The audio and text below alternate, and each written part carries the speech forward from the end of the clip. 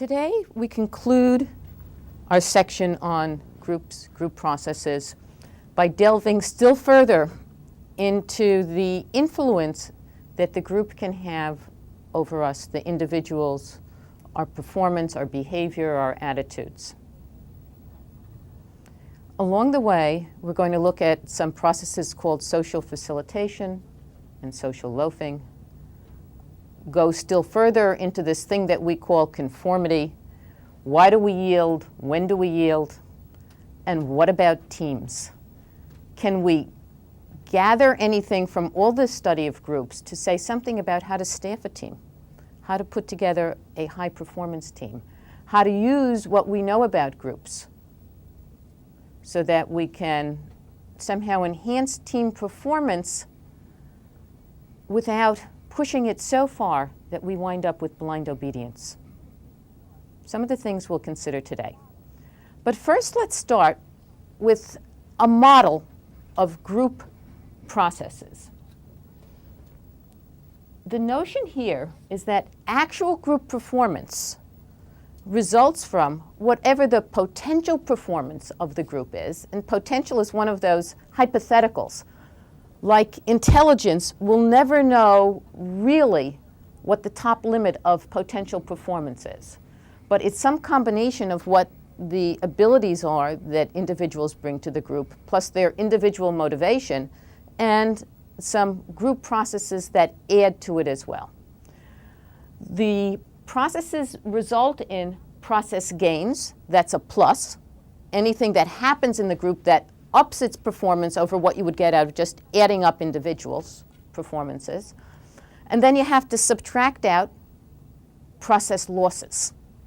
And from that, we get this thing called actual group performance.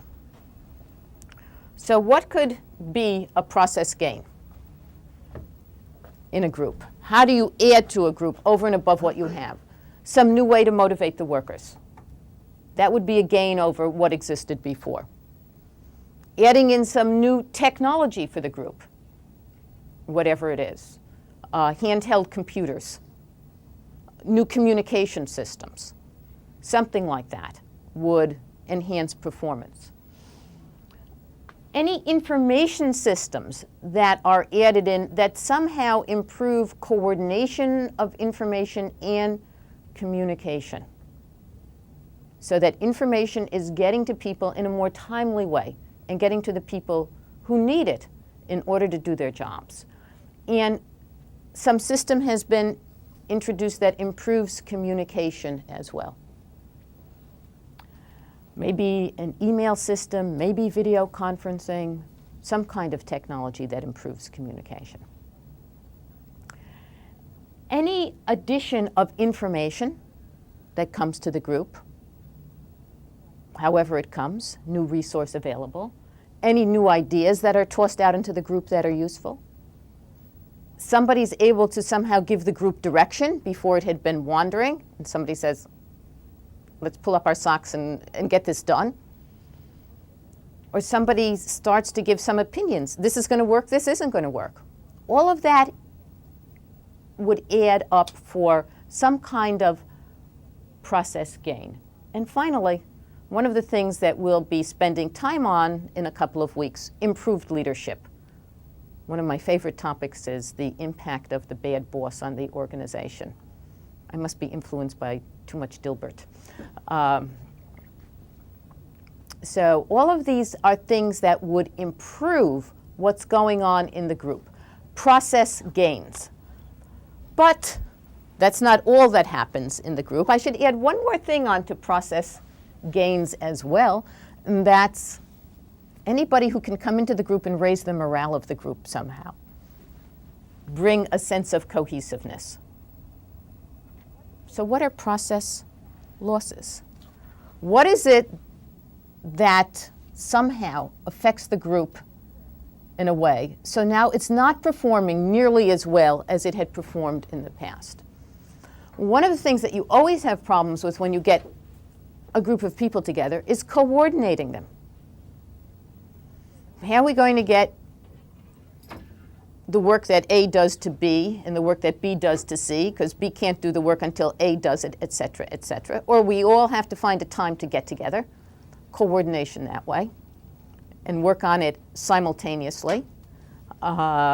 People have to be prepared when they come into situations in order to get the job done. And so you're relying on people to come in prepared to the situation. If somebody's not, there's another type of coordination problem there. You have to wait while somebody catches up in terms of work. Person's physically there but not prepared. Coordination problem. This becomes a process loss. And invariably those kinds of things happen in groups.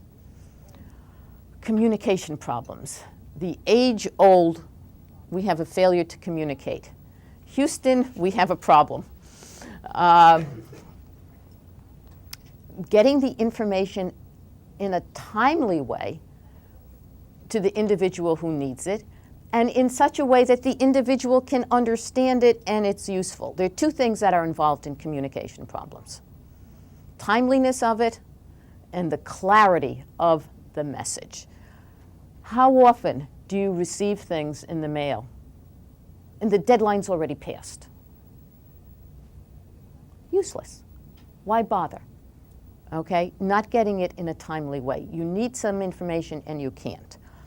You have some project that's due and you know it's not going to come in terms of the quality that it should because you're relying on somebody somewhere to get information to you, and that information isn't going to come in a timely way, and somehow you have to patch together and cover for the fact that the information is not there. That's a process loss every time that happens.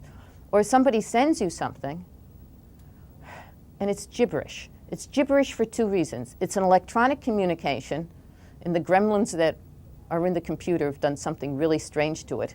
And what you get out is something that's not a message at all, but there are a few words and the rest of it looks like a needlepoint pattern. That can happen. So some kind of electronic glitch in communication. Or somebody sends you something and it's meaningless. I mean, you say, like, what is this? It doesn't make any sense at all. I can't use this. Communication problem. Communication problem, process loss.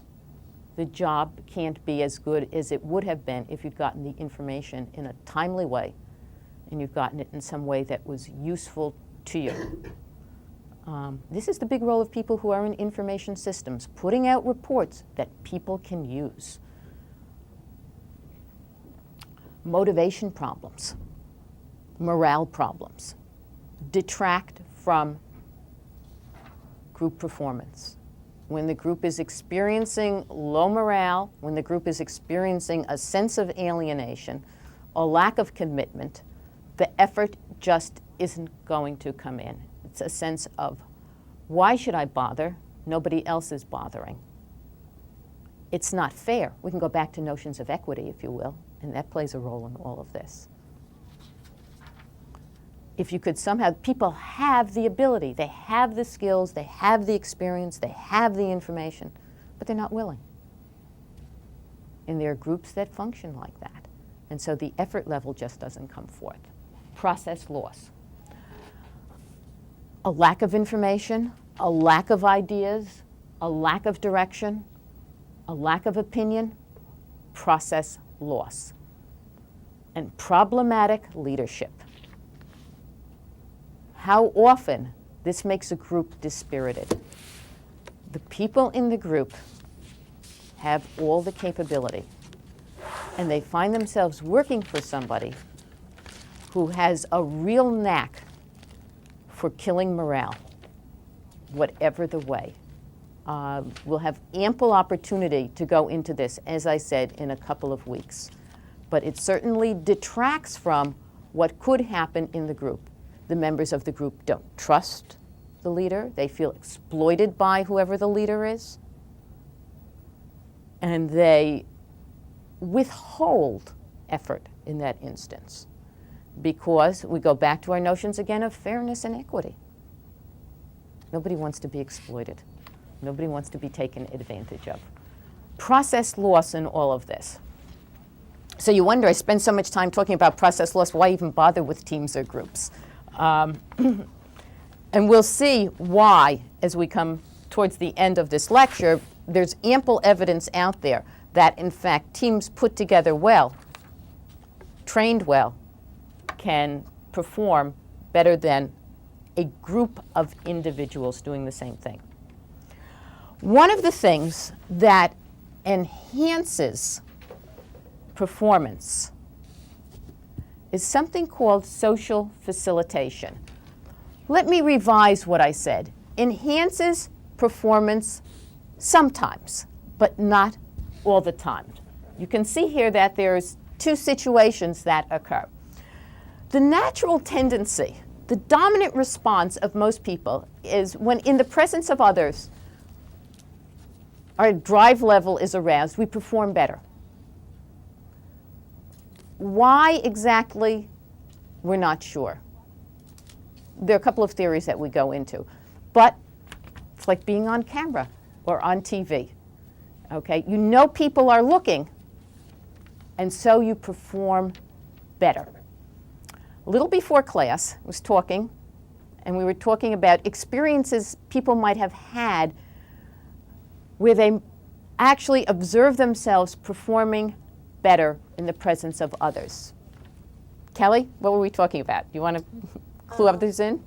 I know sometimes, especially in the summer, I do a lot of running, and I usually, run with a friend. And when I'm by myself, I'm reluctant to keep myself motivated to go the extra mile, to just stay with my program.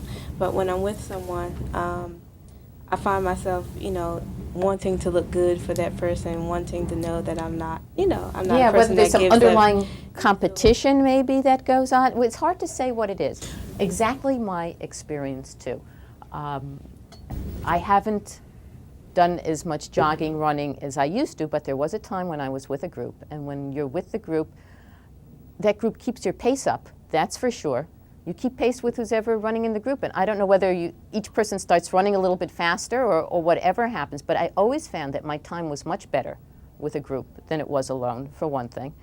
And the other thing, regularity of running. You know you have to meet the group at that time, and you get out there and you do it. If you're by yourself, well, I could put it off, and nobody will know the difference. So there's something about that public aspect of performance that has a tendency to enhance it. You do better, and we'll talk about some of the reasons.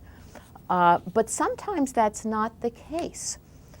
Sometimes the presence of other people can distract us, and we don't do as well. Imagine, anybody here ever play piano? Any musical instrument? The situation I want to put forth, even if you've never played a musical instrument, you may know about, where you practiced, your recital was coming up, and you practiced, and you practiced, and you really had that piece memorized. And you got out on stage in front of everybody else, and whoops, stage fright, you couldn't remember a thing. You froze in front of a crowd. And so that's the other side. Sometimes the group is distracting. We get caught up on other things, or we get apprehensive in front of people. And so one of the explanations in all of this, if we try to take a look at it, is if we know the task really well, running you know really well, you've done it a lot of times, there's not much that you could get distracted on in running. It's one foot in front of the other. If it's something that you've done lots of times and you're very familiar with, in front of a group, you're going to perform better. In front of others, in the presence of others, your performance goes up. But for something that's new, that's extremely difficult and requires your concentration, thinking that somebody else is looking on and observing you at this point becomes distracting.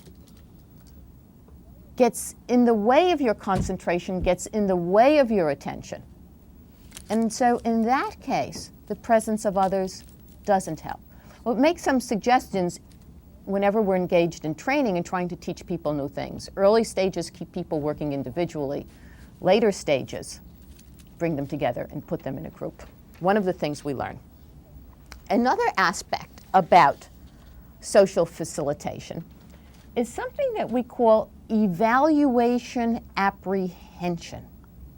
The explanation here is that the reason we perform the way we do is we are so concerned with what other people think of us, that in the presence of other people, we carry around with us this implicit notion that people are making judgments of us. Natural inclination, we want people to think well of us. We want people to think well of us. We perform as best we can. Evaluation apprehension. There are a lot of things that you would not engage in public because you want people to think well of you. In public, we adhere to good manners. In public, we adhere to all of the social conventions because we want people to think well of us. Think for a minute how you might eat if you're all alone, and how you might eat when you're in the presence of family, and how you might eat when you're at a restaurant. The presence of others who are familiar still increases a little bit the way you conform to good table manners, and of course the presence of others who you don't know in a restaurant raises that even more. When you're by yourself, you might not even bother with any kind of silverware. Right out of the carton, use your hands. I'm sure everybody's experienced that at some time or another. Doesn't matter how you eat when you're all by yourself. Standing up, sitting down, lying down. Okay? The difference that we have in the way we behave in the presence of others. So that's social facilitation. We said sometimes it increases performance when the task is really well known. Sometimes it distracts from performance if the task is not familiar or if it's very difficult. But groups have yet another impact on us. And that is, sometimes we engage in something called social loafing. It's the tendency of individuals to exert less effort when they're working in groups. It's particularly the case when we have what are called additive tasks. That is, people are all doing the same task to make it go faster. Like a group of people stuffing envelopes. Everybody's engaged in the same thing. Everybody's stuffing the envelope. In this case, the larger the group we find, really, the more the effort drops over individuals. So, for example, 6 people stuffing envelopes is not 6 times faster than one person stuffing an envelope. Yes, the task gets done faster. But now we have some kind of loss in all of this. And the loss is due to some lack of effort, motivation in the individuals who are doing it. You can get lost in a group. The bigger the group gets, the easier it is to get lost in the group and figure somebody else will cover for me. You've all at times had to engage in group projects here. Have you ever had some experience in doing it where you thought, not everybody's contributing equally to this group? Gerard, we had chatted a bit about this. Yeah, like you said, using an example of a group or a joint project, personally, I found that usually one person or maybe 2 people in the group usually don't work to their fullest potential. Therefore, they rely on the remaining members of the group to accomplish the task. By not, because they're doing the most of the work. Right. All right. And you know that your friends will often carry you. Your friends may be reluctant to say, hey, pull up your socks and get working, which is really the way a team should operate if you're going to bring the full pressure to bear on individuals. But sometimes we're generous with our friends and we try to understand what their problems are and we buy their excuses. And so the rest of the group puts in a little more effort to cover for the individual who's not putting in the effort. Hold these thoughts in mind when we talk about teamwork towards the end of the class because there's something to be said for that. So I said the larger the group, the easier it is to slough off the sense that somebody else will pick up the work. Groups of 3, it's a little difficult to slough off because there are not too many of you. As you start to go to 4 and 5 and 6 in this type of group work, it's easier for somebody in the group to not carry full weight. And unless there's pressure put on that individual, then social loafing goes on, or free riding, as it's sometimes called. Happens all the time in groups, and this is a process loss for a group if somebody's not carrying full weight. So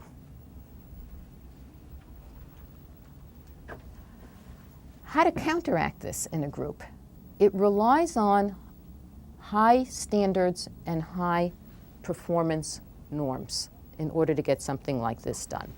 Let me also add, before we jump to how do we build the pressure up on individuals so everybody's producing equally, how do we get them to conform, say that social loafing is more of a US phenomenon than it is a worldwide phenomenon. So that when studies were done examining social loafing in China, didn't find this at all. Much more of a group orientation there. People did not slack off when they worked in groups. They were not more productive working individually. So maybe part of it reverts to good old Yankee individualism, and we have trouble moving off that. Of course, when you work on your own, you are responsible for the outcome. Somebody knows where to point the finger. And you can't hide when you're working on your own. It was also not true when they tried this kind of research in Israel. Again, more of a group orientation there than in the US. So we have to be cautious about some of the things that we talk about in class in terms of generalizing it to a worldwide phenomenon. So we come then to this notion of conformity, yielding to the group. When we talk about yielding to the group, with conformity, there has to be some way that we can see that there's conformity. We're talking about actually changing behavior from what it would have been if you were all on your own to something that the group wants behavior to be. Oh, same thing with attitudes. Conformity, yielding to the group. You may think of yourself as a nonconformist, but by and large, almost everybody is engaged in some type of conformity, and sometimes, we talked about this before in typical norms, dress norms, the typical conventions of behavior that we adhere to. We talked about how difficult it is to violate norms previously. But now I'm talking about real instances of seeing your own behavior change to yield to the group. The situation I'm thinking of is, well, you have a movie in mind you'd like to go to this weekend. But 3 of your friends want to go to another movie. You all want to go together. You want to be with your friends. How much effort are you going to put into trying to persuade your friends to change their mind and go to the movie that you want to go to? Chances are you're going to yield. You're going to go with your friends. And so one of the reasons we engage in conformity behavior is it takes a lot of effort defending an independent position. There is the reward then to be gathered of not having to put in a lot of effort when you engage in conformity behavior and when you yield to the group. But that's not the only thing that goes on in terms of rewards. We like that group. We want the group to think well of us. And so we yield to get group approval, the social approval of the group, the reward of that, and to avoid the group disapproving of us in some way and feeling the wrath of the group and some type of disapproval. The ultimate disapproval of the group, as they put pressure on us to yield and conform, is first expressing displeasure, letting the individual know, hey, you're not measuring up to standards. That's not how we behave here. That's expressed directly. But if the individual persists, ultimately it's shunning the individual, pushing the individual out of the group. That's powerful stuff to deal with for groups that you're attracted to and attached to not have contact with the group. And so the power of the group in terms of reward power and in terms of punitive or punishment power. And in that case, the yielding may be because we want the rewards and we want to avoid the punishment. But at core, there isn't really a private acceptance of this is right. And so when we talk about yielding to get the rewards and avoid the punishments, we're talking about something called compliance. That's conformity, that's compliance. Going along with the group. You don't really believe it, but you don't want to put in the effort. And you don't want the group to be displeased with you. But there is also conformity with private acceptance, much more powerful kind of thing. Doesn't even rely on the group's power anymore. When we start to deal with notions of conformity with private acceptance. So we're going to see then that groups have, through norms, two types of power to influence us. The informational power of norms says that we're conforming because of private acceptance. We believe that what the group is doing is the right thing. In this case, we're engaging in that type of behavior, the yielding behavior, because the group knows the right thing to do. We don't. They're informing us. They're providing us with information as to what is appropriate in the situation. This is particularly true when we're in new situations. We've never been there before. You look around at the group to see what the group is doing, to find out what the appropriate behavior is. You're new in an organization. You look around. You see how people dress. You see how hard they work. You see how prompt they are in doing things. The group is providing information for you. You go to a fancy dinner party. Silver arrayed to the left, silver arrayed to the right. What's the right spoon to use? What's the right fork to use? You're not used to all of this. I don't know if anybody's ever found themselves in that kind of situation. And so you carefully look to see what people on either side of you are doing. You're a new faculty member. Your first meeting, a vote is called for. You have no idea what's the appropriate way to vote on the issue. You're without a clue. Kind of look around and see what people are doing. And see, most of the people put their hand up on one issue. That's where your hand goes up. The group is providing information for you. In this case, it's informational power of the group. Interesting thing about this informational power of the group is that there are norms that are set as to what's appropriate, and then we see these norms transmitted over generations from time to time. Intriguing research has done this. Some people leave the group, new people come into the group, and that norm stays. That's how we do things here. Doesn't change. And norms sometimes hold their power to influence way beyond when its usefulness anymore. At one time it served a purpose. Now it's tradition. But the power of tradition can be very powerful.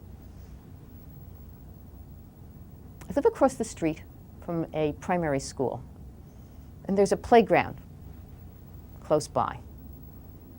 For years, there were 2 sets of monkey bars. I guess they decided it's too dangerous. They took down those metal bars and put up all kinds of fancy plastic equipment, very colorful and very nice, and new types of climbing. But for years, 2 sets of monkey bars. Kids went out on the playground. New kids came into the school. Kids graduated from the school. But somehow, they always knew which were the boys' monkey bars and which were the girls' monkey bars. Norm transmission. Any usefulness to it? No. Tradition, transmission. The norm persisted over time. And those norms happen in organizations as well. And sometimes people forget to question, why are we doing things this way? Because that's how they've always been done. So informational power.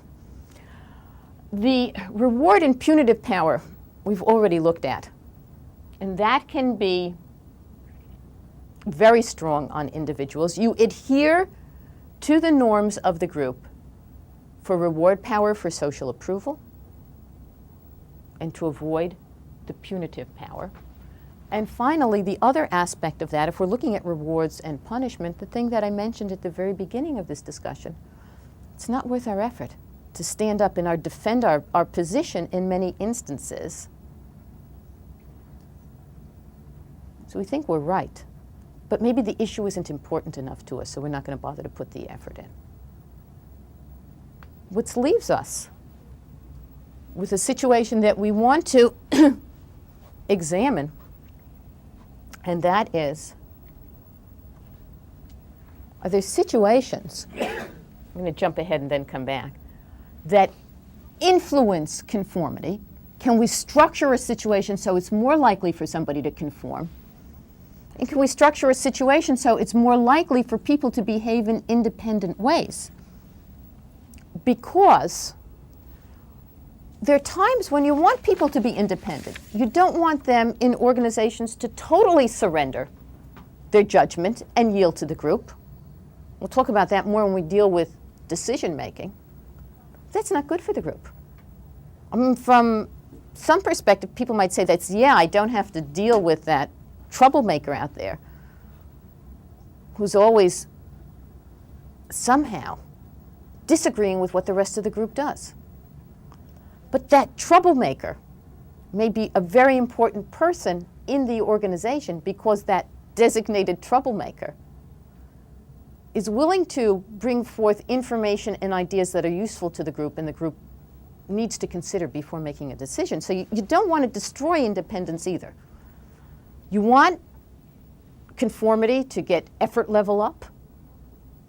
You want conformity so that people trust each other and there's easy communication and there's coordination. But you don't want so much conformity that you now have blind obedience and you suspend independent judgment. So the question is, how do you do that? And what are the conditions that make for more conformity? Now I'm going to back up and talk about really a seminal piece of research that was done in the area of social psychology by a guy named Solomon Asch.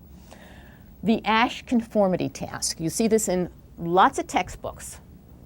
It's a basis for a lot of what we know about situations for conformity.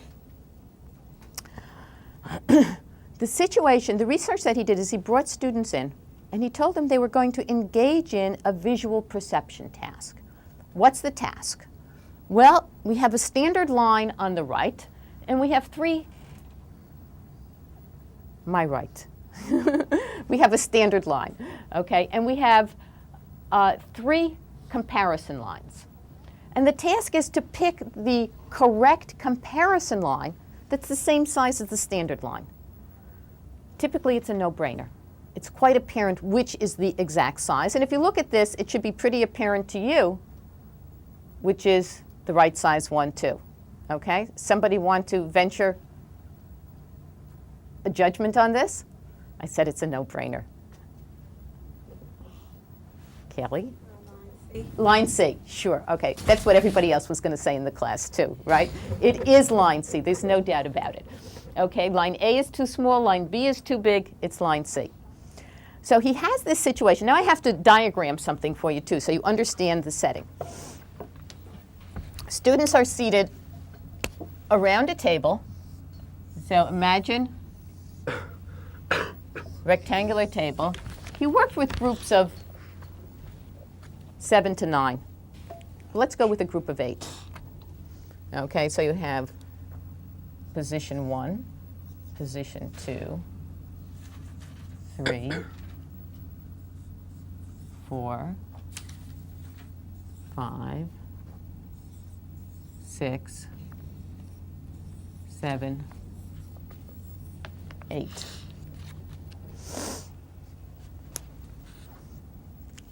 Seven of those people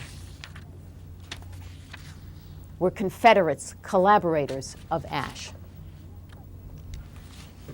The real subject in this research was seated right there.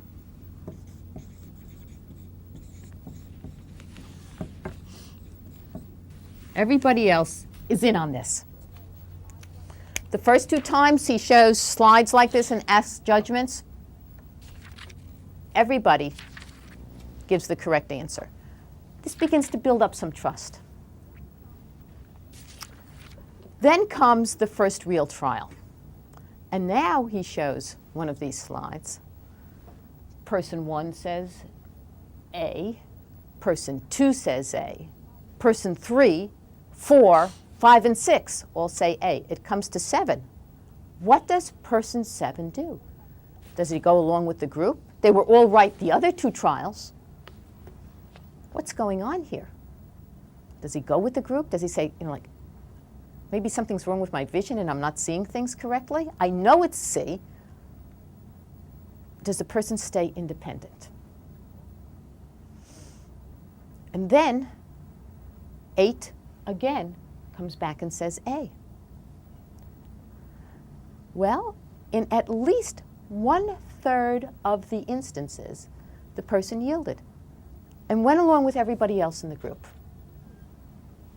What do you think you would have done if you were in that hot seat? Anybody want to venture what you think you might have done sitting there? Kelly? I wouldn't have conformed. I mean, if I really strongly thought that, the correct answer was a different answer, I would certainly. You would have been comfortable, and you would have been in what the majority of people did. 2/3 of them did stay independent. Does anybody here think you would have questioned and gone along with the group? Remember, 1/3 of the people did. Oh, Diane, I see you nodding. You would have gone with the group. Why? No? Everybody together, Everybody, That yeah. must be right. Either they're right, or why did people conform? When it seemed quite apparent, on the face of it, that wasn't the right answer. And we could spin out a lot of reasons. One is, again, you go along with the group. You don't have to risk having the spotlight turned on you and wonder, maybe I was wrong. I mean, if you're wrong, there's still safety. Everybody else was wrong, so it doesn't matter. Or maybe people thought they misunderstood. You get to that point and you hear everybody else giving another answer and you begin to have some doubts about yourself. Did I hear the instructions correctly? Maybe I misunderstood the directions. And so you go along with the group. You begin to think of reasons for why you should go along with the group. Or maybe I need to have my vision checked. Maybe I'm misunderstanding something. So there are reasons that people generate for going along with the group in this process, even though privately they believe that their response is the correct one.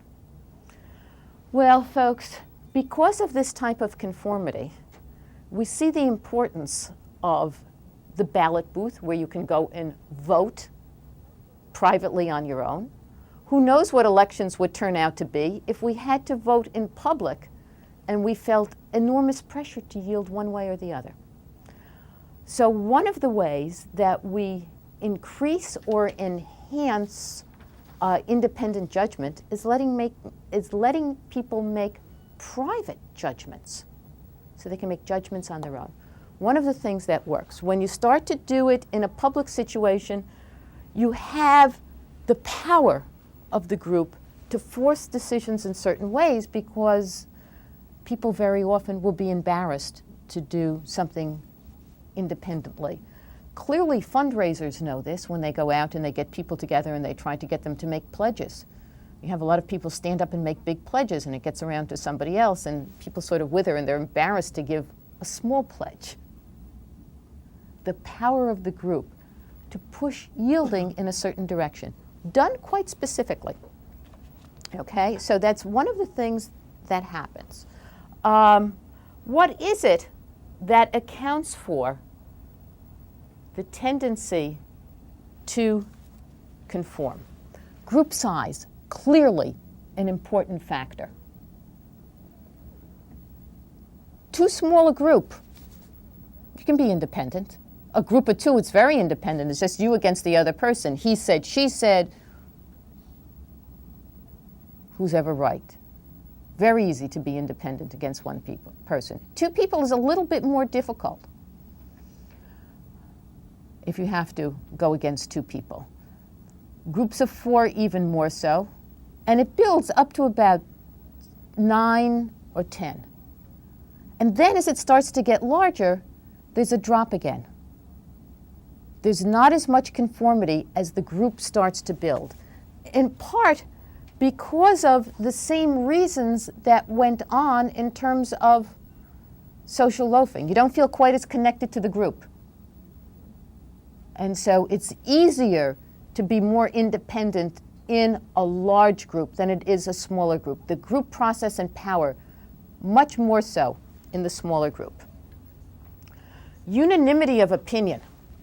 If everybody in the group says one thing, it's really hard to go against the rest of the group. If there's even one partner in crime out there to help you, then you can begin to think of opposing. And this is going to be, again, something important to carry forward when we talk about group decision making and getting really good decisions. This unanimity of opinion. And the need to be courageous in groups and be brave when everybody's sort of nodding and assenting and going ahead with what one individual is saying and thrusting your hand up and saying, but what about? Have you considered? So that another opinion gets tossed in. Because the tendency, I think, in groups is you sit there and you're thinking about something which sort of goes against the main thrust of the conversation that's going on. People are barreling towards a decision in one way, and you're thinking about all these contingencies why that might be not such a good decision, and nobody else is voicing it. And here we have the typical situation for conformity. Something wrong with me that I'm the only one thinking about these, and nobody else is? And the tendency, I think, is for people to keep their mouths shut and not speak up when those things should be voiced and should be voiced strongly, because the decision will be so much worse unless you consider those issues. But it means that you have to put in the effort to defend the things that you're talking about. And it means that you may have to withstand some group disapproval because the group wants to move to quick resolution. And you're the one who's holding them back. And you're the one who's throwing sand into the gears and slowing a process down where everybody wants to move to a quick decision. But there have been some poor decisions made in the course of time. We will talk about later on a process called groupthink, and we will study some of those poor decisions. Group status and attractiveness. Yet another issue. The higher the status of the group, the more attractive the group, the more people are going to conform to the group. That's a group you really want to be a member of, you're going to go along with it. Fraternities, again, prime example of yielding to the group, because those groups are so attractive to the individual and are seen as having status. And so people go along and conform with that. The lower the status, the less attractive the group is to you. It's not going to be so important to conform, to the extent that you can say to yourself, I really don't care about what the group thinks about me. Then you can be independent. So it depends how much you're going to want that group approval in terms of conformity. Another issue is something that people don't think about very much in groups. It's called support for nonconformity. If the group has built into it some norm that encourages independent thinking, you're going to get independent thinking in a group. There are not too many groups that build this in organizations, but the role would be something of a devil's advocate. Somebody whose role it is to think of reasons why a solution won't work, why a plan is not the best way to go, the one that's being offered on the table, because people haven't thought of various things. Take an example. Tobacco companies are paying out enormous amounts of money right now, huge amounts of money. Would their decisions have been better if they'd done some things along the route where they wouldn't have had to pay out so much money? I mean, one of the things that has gotten them off the hook, and they resisted it enormously, was simply label the warning on it. That's been a cushion for them. That came on out of regulation. They didn't want that to begin with. So if we can look at, companies have made bad decisions. And I will bet somewhere around those tables there were people who had the information, and it was not listened to and maybe not even offered. And ultimately there was conformity to the group. So if you can institutionalize this notion of the devil's advocate, somebody whose role it is in the organization to look at reasons why something won't work, that's rewarding independent thinking in the organization. Some organizations have the ombudsman in, somebody you can go to in the organization to report things that you think are not so kosher and not working so well in the organization. So there's support built in there for nonconformity. If people are rewarded for independent thinking, they'll think independently. But most of the situations are situations where we tend to think the reward is for going along with everybody else and not independent thinking. And finally, the role of competence. I'm talking about individual competence, the extent to which you feel you have experience, knowledge, and skill in an area. And the more you feel that you have knowledge, skill, and competence in an area, the more comfortable you are going against the group. You're now defining yourself as an expert compared to all of those people. Everybody's sitting around the table. If you felt like, you'd been in situations where you judged lines. I don't know what your work was, but you had to make line judgments before. You were the line judgment expert. In this position, you would not feel so uncomfortable yielding or being independent in judgment. So that's yet another thing to take into consideration in terms of getting independent judgment in groups. So sometimes we want independent judgment. What do? Try to, if there's a position you know that you have that's going to go against what a lot of other people you think are going to say in the group, get a partner. Share your ideas with a partner and go in there knowing that two of you are going to agree to this position. Sometimes the minority voice prevails. Not very often, but sometimes it does. What does it take for a minority voice to prevail in an organization? Tenacity and persistence. You need to just keep hammering at it and hammering at it and hammering at it and coming back to your position. You need to believe in your position. You need to believe it's the right position. And then be willing to stick up for it and put in effort and then start to build coalitions. And yes, sometimes the minority voice does prevail and things do turn around in organizations. It takes a long time. It's difficult. Tenacity and persistence. But it has worked in organizations. They have changed. They've become more socially responsible over a lot of areas. And sometimes it's due to the persistent voice, somebody in there. I have one example I want to toss out to you in terms of the persistent independent voice. This goes back many, many years, although the drug is in the news again. It's a drug called thalidomide. I don't know if anybody's familiar with it, but it has properties of reducing nausea in people. That's very important, particularly when you're treating people with certain drugs for cancer and things like that. But it got its start in use with women who were pregnant and combating morning sickness. It became quite popular in Europe, I'm going to say in the 60s. I believe it was late 60s, I think about was the time, maybe mid 60s. It never was really okayed in the US by the FDA.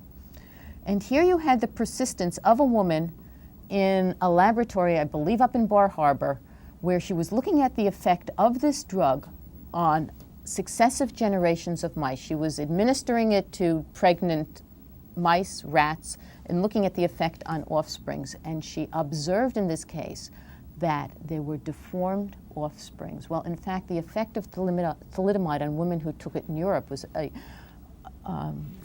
large numbers of children being born with deformities, particularly in the limbs. It seemed to have an effect on the arms and legs, and severe deformities.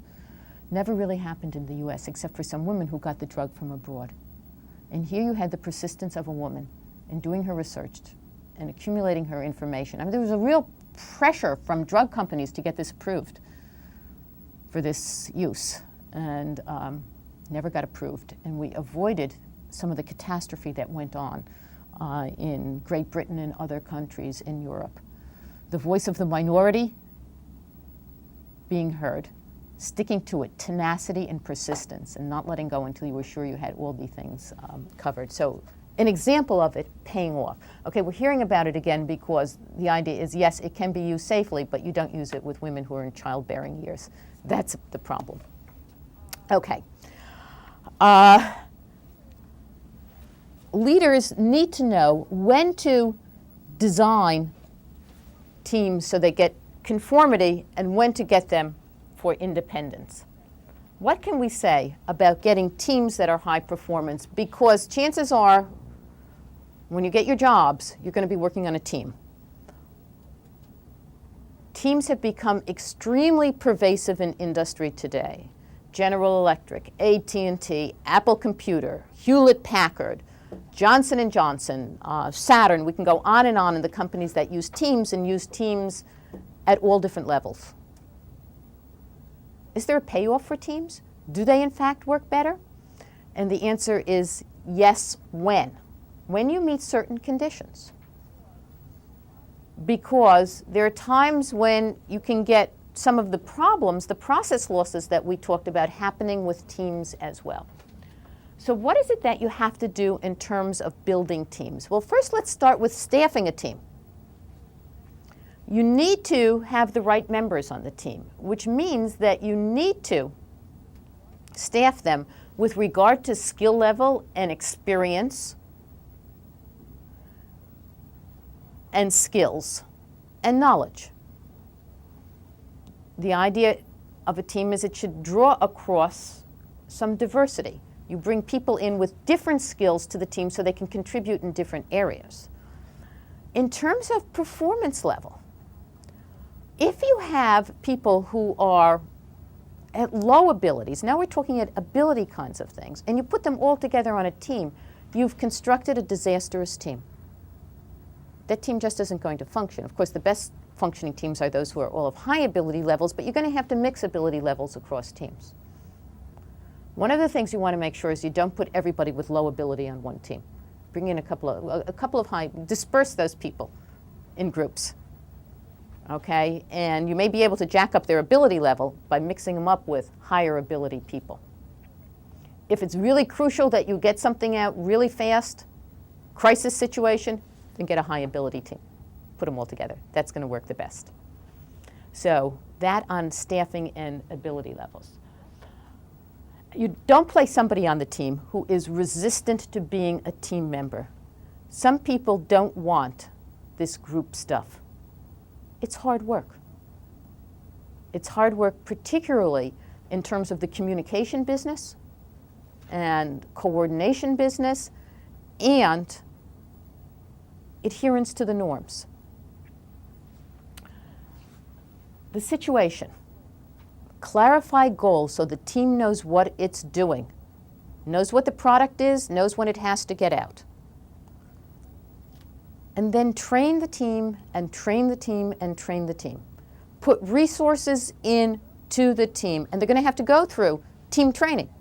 I'm not just talking about training for skills, I'm talking about team training, learning how to coordinate with each other and get information to each other in a timely way, and learning to trust each other. That's tough. You know you can trust yourself. Can you rely on somebody else to get it out? Well, in a team situation, you have to rely on somebody else. And the team part of it comes about in the group influence. But you also need to reward the team. If you want the team to perform as a team, reward them as a team. Tie individual rewards to team performance. Reward the team. But don't overlook individual contributions, because you want those real high performers and stars on the team to understand that you value what they're doing, but you don't want them to also become prima donnas on the team. You've got to balance the star on the team characteristic against the prima donna characteristic. That person has to remain a member of the team and know that they have to contribute and help out on the team. The group influence. Here is one of the difficulties. Groups can certainly reward each other in terms of good performance, but can they discipline each other? Can you use the group that way? And the answer is yes, you can. Okay, and that's where you really get the value out of the group, is using the group to somehow jack up effort levels, to let other members know when they're not performing up to par, saying we were counting on you and you got to get your performance up to par. But you've got to also give them latitude, authority, and responsibility to have some way of dealing with this within the group as well. So yes, groups do perform well. They outperform individuals when certain situations are met. When you're using group influence appropriately, when you're giving the team the resources that it needs to do the job, and when you've got the right members on the team. So, we've started out today with examining how the group influences individual performance, its social facilitation, its social loafing. We've looked at conformity, and we have looked at high-performance teams. Next time, we look at communication within the group, with a particular look at how all of this new technology and telecommunications affects communication in the organization. Next time.